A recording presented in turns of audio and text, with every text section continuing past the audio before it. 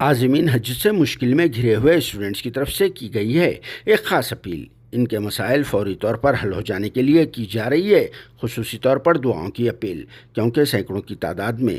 عازمین حج جیسے مبارک و مقدس سفر کے لیے روانہ ہو رہے ہیں، جہاں وہ اللہ پاک کے گھر کعبۃ اللہ شریف کو اپنی آنکھوں سے دیکھیں گے اور پھر رسول پاک صلی اللہ علیہ وسلم کے روضہ مبارک کے پاس حاضری بھی دیں گے۔ اسی لیے تلنگانہ اسٹیٹ کے مختلف مقامات سے تعلق رکھنے والے ان اسٹوڈنٹس نے ان کی اوورسیز تعلیم کی فیس کو فوری طور پر جاری کرنے کے لیے دعا کرنے کی اپیل کی ہے، کیونکہ پچھلے 2 سال یعنی 2021 اور 2022 سے اب تک بھی ان اسٹوڈنٹس کو اوورسیز اسٹڈیز کے لیے حکومت تلنگانہ کی طرف سے فیس کی رقم جاری نہیں کی گئی ہے۔ حالانکہ چیف منسٹر تلنگانہ KCR صاحب کا ہمیشہ سے یہی دعویٰ رہتا ہے کہ مائنورٹیز کے لیے ہزاروں کروڑ روپے کا بجٹ سینکشن کر دیا گیا ہے۔ جب سچ میں اتنی بھاری رقم والا بجٹ منظور کر دیا گیا ہے تو پھر سوال یہ پیدا ہوتا ہے کہ اب تک بھی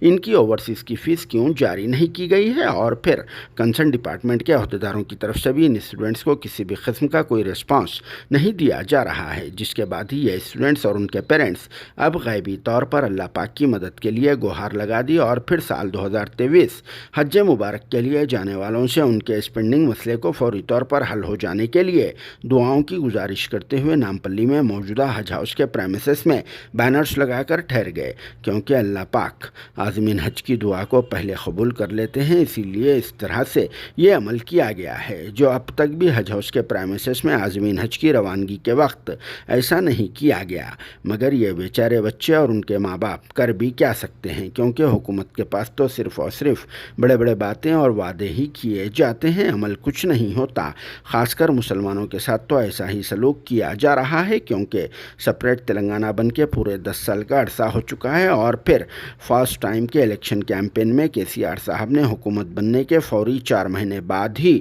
12% ریزرویشن دے دینے کا اعلان کیا تھا، مگر اب تک بھی وہ کام پورا نہیں ہوا، جس پر کیا کہنا ہے آپ سب کا کامنٹ باکس میں ضرور جواب دینا۔